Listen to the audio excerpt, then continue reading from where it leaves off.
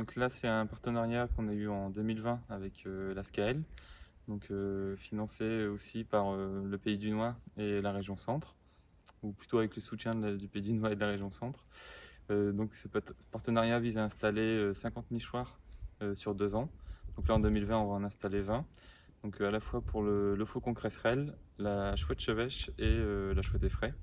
Donc c'est des espèces un peu patrimoniales. Donc l'enjeu en fait c'est de restaurer des zones pour leur reproduction.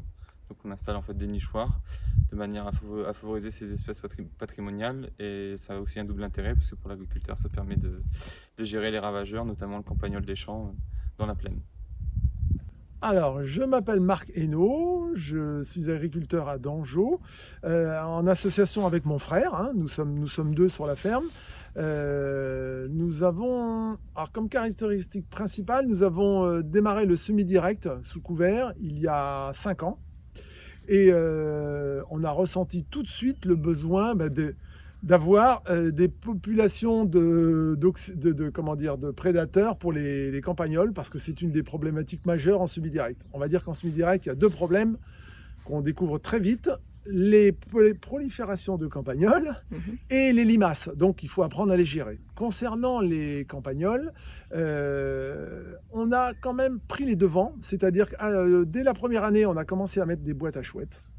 Elles n'ont pas été colonisées tout de suite, évidemment, mais on se rend compte qu'après 3 ans de difficultés, maintenant, on n'a plus de problème de campagnols. On va dire que c'est à peu près résolu, et en partie grâce aux chouettes et à l'animal que détestent tous les chasseurs, le renard. Et ça, le renard, malheureusement, on est obligé de le protéger un petit peu, de ne pas trop le massacrer, parce qu'il mange beaucoup de campagnols. Donc voilà. Ici, nous bénéficions également d'un avantage par rapport aux campagnols.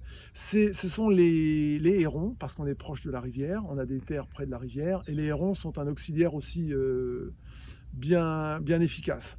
Alors, je parle des chouettes. Bon, les chouettes, j'ai toujours aimé en voir, mais là, c'est franchement indispensable. Quand on est en semi-direct, il faut absolument avoir des chouettes. Donc, c'est la raison pour laquelle on a mis le turbo, on met un maximum de boîtes, et puis je pense que ça porte ses fruits. Donc, c'est ça le secret. Voilà. Bonjour, François Vanier, agriculteur à Varize, dans le sud de l'Eure-et-Loire, sur une exploitation céréalière en vallée de Cogny. Voilà, donc je suis en non-labour depuis 20 ans à peu près. Et donc j'ai souhaité mettre des nichoirs pour les chouettes et les cresserelles, afin d'essayer de lutter contre les mulots, les différents ravageurs qu'on peut avoir dans nos plaines. Du coup, quelles ont été vos motivations pour participer à l'opération Nichoir à la ferme? Il y en a 2 déjà: de prouver que les agriculteurs, on n'est pas que des pollueurs invétérés. Et puis les chouettes, les faucons cresserelles sont des espèces plutôt en danger. Donc c'est bien de les aider. Et puis en plus, c'est des auxiliaires qui nous permettent de lutter contre les mulots, les ravageurs des champs. Donc c'est gagnant-gagnant pour tout le monde. L'idée pour moi, c'est d'avoir un effet. La ferme ne doit pas être uniquement un lieu de production pur et dur. Il faut qu'elle ait un impact sur son paysage, sur son environnement. Et on fait déjà pas mal de choses au niveau des pollinisateurs, avec une volonté de réduire au maximum les insecticides. Quand il faut, on en utilise, mais vraiment avec parcimonie, avec, comme je le disais, un peu plus de 4 km de bandes mellifères.